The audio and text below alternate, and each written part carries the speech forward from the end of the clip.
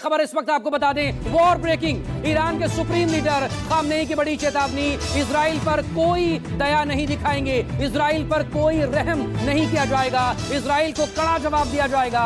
Ayatollah Ali Khamenei supreme leader जो कि लगातार इजराइल के निशाने पर हैं, जो कि लगातार अमेरिका के भी निशाने पर हैं। इजराइल ने साफ कर किया था इससे पहले कि वो ये इस हमले को खामनेई के खात्मे के साथ ही खत्म करेगा, उससे पहले रुकेगा नहीं। अब इसको लेकर सीधा जवाब खामनेई की तरफ से आ गया है, इजराइल पर कोई रहम नहीं किया जाएगा। एक और वॉर ब्रेकिंग इस वक्त आपके सामने, न्यूज़ 24 पर बड़ी खबर, ईरान के हमलों के बाद इजराइल लगातार अब रिटेलिएट कर रहा है। इजराइल की तरफ से बैक टू बैक अटैक्स किए जा रहे हैं और फाइटर जेट्स मंडरा रहे हैं ईरान के आसमान पर। ये देखें, ये इजरायली फाइटर जेट्स के किए गए हमले को आप समझने की कोशिश करें, बताया यही जा रहा है जिस तरह से इजरायली मीडिया या आईडीएफ दावा कर रहा है।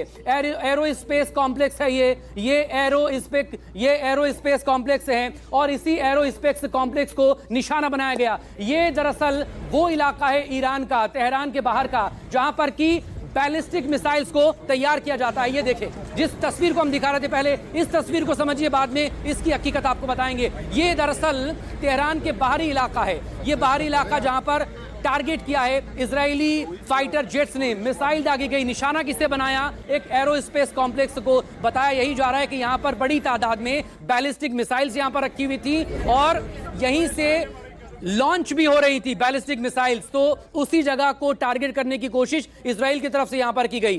फाइटर जेट की आवाज को आप सुन सकते हैं इसमें, और उसके बाद हुए इस बड़े धमाके के बाद का ये दुआ है। और एक और बड़ी खबर, वॉर ब्रेकिंग न्यूज़ 24 पर बड़ी खबर, तेहरान के रिहायशी इलाकों में भारी बमबारी इजराइल की तरफ से। डिस्ट्रिक्ट 18 इलाके में एयर स्ट्राइक, ईरानी नागरिकों को इजरायली सेना ने चेतावनी दी, तेहरान को छोड़ दें, तेहरान को खाली करें। दोनों तरफ से, यानी कि इजराइल की तरफ से भी और ईरान की तरफ से भी, नागरिकों को इलाका छोड़ने को कहा जा रहा है। ईरान की तरफ से कहा गया था तेल अवीव हाइफा को खाली कर दिया जाए, इजराइल कह रहा है तेहरान को छोड़ा जाए, तेहरान को लोग छोड़कर बाहर निकलें। और ये देखें दूर की तस्वीरें, बड़ा सा धमाका और इस धमाके के बाद गहरा काला धुआं और साथ ही आग की लपटें। बैक टू बैक लगातार फाइटर जेट्स ईरान के आसमान पर मंडराते हुए। कल ही अमेरिकी राष्ट्रपति डोनाल्ड ट्रंप की तरफ से कहा गया था पूरी तरह से ईरान के आसमान पर हमारा कब्जा है। संजीव मेरे सहयोगी हमारे साथ लगातार बने हुए। संजीव, इजराइल भी लगातार एयर स्ट्राइक कर रहा है और उसकी तस्वीरें भी हमारे सामने। एक तरफ वो तस्वीरें जब लोग तेल अवीव को खाली करके जा रहे हैं, उन्हें वहां की सरकार हटाने की कोशिश कर, लेकिन सवाल अमेरिका की भूमिका को लेकर है। क्या अमेरिका के लिए, डोनाल्ड ट्रंप के लिए इतना आसान होगा सीधे तौर पर इस जंग का हिस्सा बनना? क्योंकि खुद अपने पूरे चुनावी कैंपेन के दौरान किसी भी तरह के युद्ध में डायरेक्ट इन्वॉल्वमेंट से डोनाल्ड ट्रंप खुद को हटाते रहे हैं। और यह भी कि अमेरिका जहां जहां इस वक्त युद्ध में इन्वॉल्व है, क्योंकि बहुत पैसा खर्च करना पड़ रहा है, अमेरिका की इकोनॉमी लगातार चरमरा रही है, ये हवाला वो देते रहे थे। चुनाव जीत कर आए हैं दूसरी बार, क्या वो इतना आसान होगा उनके लिए युद्ध में इंटर करना सीधे तौर पर? संजीव, बिल्कुल सही कह रहे हैं, क्योंकि एक बड़ा वर्ग है अमेरिका में जो अमेरिकी राष्ट्रपति के फैसलों से, खास तौर पर युद्ध को लेकर लिए गए फैसलों से मुतमईन नहीं है। उसे लगता है कि ये गलत फैसला है। बावजूद इसके अमेरिकन प्रेसिडेंट के पास जो असीम शक्तियां होती हैं, उसका इस्तेमाल करके अभी इस वक्त राष्ट्रपति ट्रंप जो फैसले ले रहे हैं, उसमें देखा ये जा रहा है कि वो ईरान में खासतौर पर खामेनेई शासन जो है उसके खिलाफ उन्होंने जो इजराइल और बाकी अमेरिकन स्ट्रैटेजी है उसको लाइन अप किया है। और वो बार बार इस संदेश को देना चाह रहे हैं कि वो ईरान के खिलाफ न हो करके वो दरअसल खामेनेई शासन के खिलाफ है। ये कितना संभव हो पाएगा, ये तो अपने आप में डिस्कशन का विषय हो सकता है, लेकिन फिलहाल खामेनेई को निशाने पर लेना है इस ध्येय से कि खामेनेई जो शासन है वो दरअसल आतंक का और अन्याय का प्रतीक है, ये शो करने की कोशिश है। इजराइल का जो पक्ष है वो ये है कि इजराइल, जैसा कि आपने बताया कि हम दया नहीं करेंगे, ऐसा अली खामेनेई ने कहा है।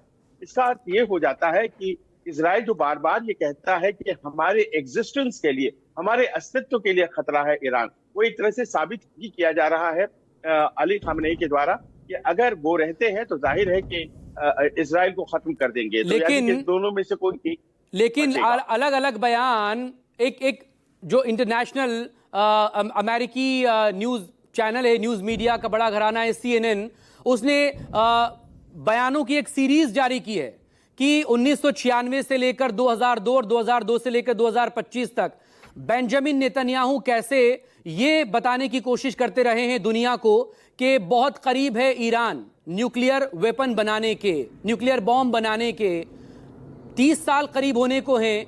इसी एक बात को लेकर वो अमेरिका और बाकी नाटो का समर्थन हासिल करते रहे हैं और लगातार ईरान पर टारगेट करने को लेकर वो पहल करने की कोशिश करते रहे हैं। लेकिन 2025 में आखिरकार उन्होंने बीते शुक्रवार को ये अटैक कर दिया इसी बिना पर। यह देखिए, ये तो एक कांस्टेंट रिफ्रेन रहा है इजराइल का कि यूरेनियम एनरिचमेंट कर रहा है ईरान, और वो इतने बॉम्ब्स बना लेगा, इतने न्यूक्लियर बॉम्ब्स बना लेगा कि पूरी दुनिया के लिए वो खतरा हो जाएगा और आप इस खतरे से डील नहीं कर पाएंगे। लिहाजा जो काम आज इजराइल कर रहा है वो इजराइल अपने लिए नहीं कर रहा है, बल्कि पूरी दुनिया, पूरी सभ्यता के लिए कर रहा है। और ऐसा लगता है कि अपने इस आर्ग्यूमेंट में आंशिक रूप से वो सफल भी रहे हैं, क्योंकि G7 के अगर हम बयान को देखें या अमेरिकी राष्ट्रपति के स्टैंड को देखें तो ऐसा लगता है कि वो बेंजामिन नेतन्याहू के उस बयान से कहीं ना कहीं तारुफ रख रहे हैं, सहमति जता रहे हैं। अब यहाँ पर इजराइल ने ऐसा लगता है कि लगातार इस युद्ध की बड़ी तैयारी की थी, क्योंकि उसके जो हमले हैं, एक तो वो लगातार युद्धरत रहता है, चाहे वो हुथी से और हिजबुल्लाह से और हमास से लड़ाई की बात हो, तो उस कारण से उसके पास प्रैक्टिस का एक एडवांटेज है। लेकिन दूसरी बात इस युद्ध में जो देखी गई है कि वो लगातार जो वाइटल इंस्टॉलेशंस हैं ईरान के, उनको मैप आउट करके रखा गया था। और ये जो तस्वीरें हम स्क्रीन पर अभी इस वक्त दिखा रहे हैं, जैसा कि आपने बताया भी, ये ऐसी साइट की तस्वीर है जहां पर बैलिस्टिक मिसाइल्स का निर्माण होता था और लॉन्च होता था। ज्यादा बड़ी बात है कि निर्माण होता था और उनको निशाना बनाया गया है।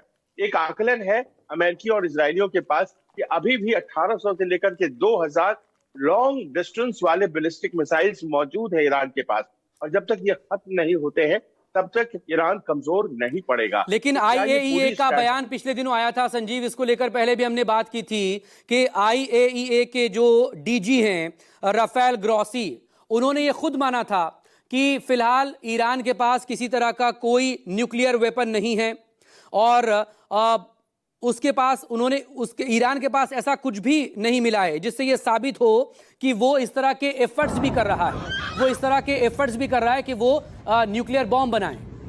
ये IAEA के DG का बयान आया था। यकीनन ये बात सही है कि अभी इस वक्त ईरान के पास कोई भी न्यूक्लियर हथियार नहीं है, और ये बात तो खुद अमेरिकन और बेंजामिन नेतन्याहू भी कह रहे हैं कि वो करीब थे, कुछ महीने दूर थे। 60% यूरेनियम एनरिचमेंट का जो प्रोसेस है वो हो चुका था नातांज में, और वो कभी भी बना सकते थे हथियार। 9 बम बनाना था उन्हें पहले खेप में। ये बात वो खुद कह रहे हैं कि उनके पास था नहीं, लेकिन वो बना सकते थे। और ऐसे में जबकि वो न्यूक्लियर नॉन प्रोलिफरेशन ट्रीटी यानी कि NPT के सदस्य देश है, ऐसा वो कैसे कर सकते हैं? हम सब जानते हैं न्यूक्लियर नॉन प्रोलिफरेशन ट्रीटी एक डिस्क्रिमिनेटरी ट्रीटी है, और इसीलिए भारत ने उस पर साइन नहीं किया है, इजराइल ने भी साइन नहीं किया है। लेकिन ईरान एक सिग्नेटरी कंट्री था, और यहीं से उनको मौका मिलता है कहने का कि आप यूरेनियम एनरिचमेंट कैसे कर सकते हैं बम बनाने के लिए, अगर आप इसके सिग्नेटरी हैं। और वो विश्व समुदाय को कन्विंस करने की इजराइल कोशिश करता है कि देखिए ये बम बनाने की तरफ बढ़ रहे हैं। ये संभव है कि वो बम बनाना चाहते हो, लेकिन ईरान के पास आज की तारीख में यकीनन कोई बम नहीं था, और वेपन ऑफ मास डिस्ट्रक्शन वाला लॉजिक जो इराक के खिलाफ लगाया गया था वही लगाकर ईरान पे हमला कर दिया गया।